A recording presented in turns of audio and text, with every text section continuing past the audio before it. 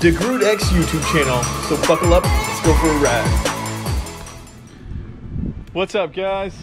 We're back with the Z real quick.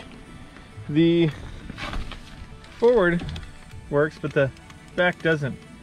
Everything else works. Oh. That works as well too. That's cool. That's nice. That works up and down. Everything works except for back. So I'm going to take this switch apart. I'm thinking that there may be some dirty contacts. I read a little bit about how there's a possibility of dirty contacts in there. So I don't know if you can see this, but there are two screws right here. So I'm going to pull those apart and then we're going to get into this. So let's see what's going on. All right, guys, so I got this piece off. That just kind of sits on top of there. Then there's two screws right here and right here. This pulls down. And I'm gonna cut this little zip tie in here. And then I'm gonna slowly pry off these little, these are just little lips. It has that on both sides. I'll be able to move it around once I do this. And we'll see if we can't get this top piece off. I think there's the little parts in there that we wanna make sure don't fall over the place. So I'm gonna put this white towel down right underneath it, so if anything falls, it'll fall right under that towel. Worst case scenario, we pull the seat out and do it with the seat out. Actually, and I might pull this little bracket off here, so let's get doing that. All right, guys, I think we found our culprit. Now, I'd like to be able to clean this and see if I can get this cleaned up. I may have to disconnect it because I'm like touching everything right now and hate for it to short out. So I'm gonna do that, but see all these little, there's these little ball bearings, the little ball bearings, there's a ball bearing that goes in there and one in there, which when we put it back together, I'll put a little dab of grease in there just to hold that there.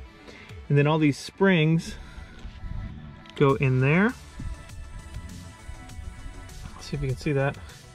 And then the little nipple thing, those little plastic nipple things go on the springs, I believe. So don't quote me on that. The nipples may go in and then the springs. I'll figure that out later. So let's get this cleaned up, unplugged, and figured out. So I got my top mechanic in here with just a little bit of super fine grit sandpaper. We're gonna use a little wire brush just to try and get all those contact patches all cleaned up so that they look like copper, maybe. I think that's what it is, probably.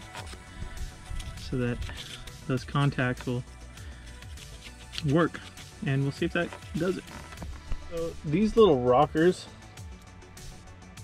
come off by just kind of swiveling it to the side and rolling it out,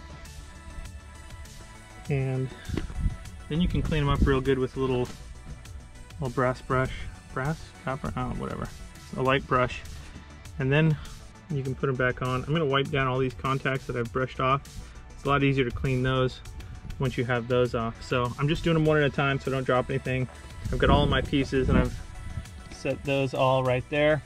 I would suggest taking this off upside down like this so that all the pieces don't fall out. It's easier that way, but if as long as you put something underneath them and gather them all up, you should be good. Hopefully. I think I have them all.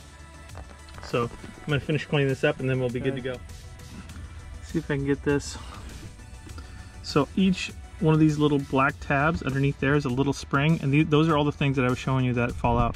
So this middle spring runs on this little ball bearing. So I put a little piece of a little drop of dielectric grease on that center ball bearing and squish that in there. And then we're just going to put this together basically upside down.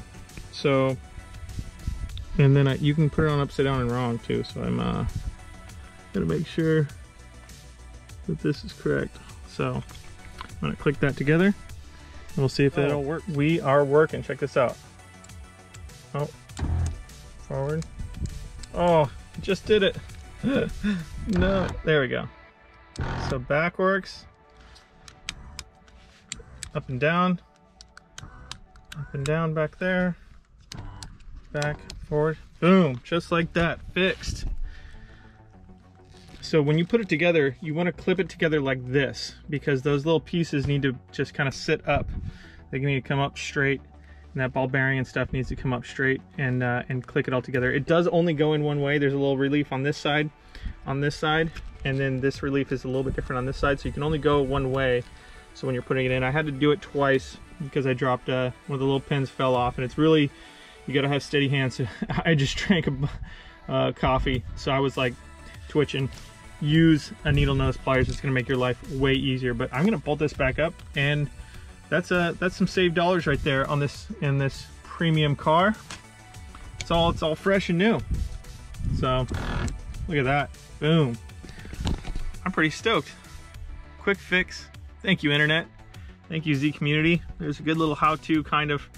I'll try and find, I just scrubbed through a bunch of different little things, and it said to pull this thing apart and check, and to be careful because there was a lot of screws. So there is a lot, or little tiny things. It's not for the faint of heart.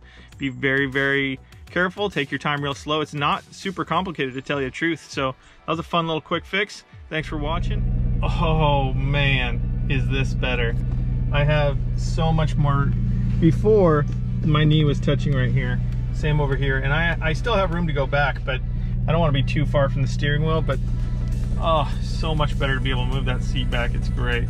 I think the motor might be going out. It seems like it struggles a little bit more than the rest of the motors, but at least now it's working. And maybe that's why that contact was getting a little burned out, is because of the extra current it was trying to use or something like that. But yeah, so much nicer now. So again, thanks for watching. Subscribe, like, and I'll see you at the next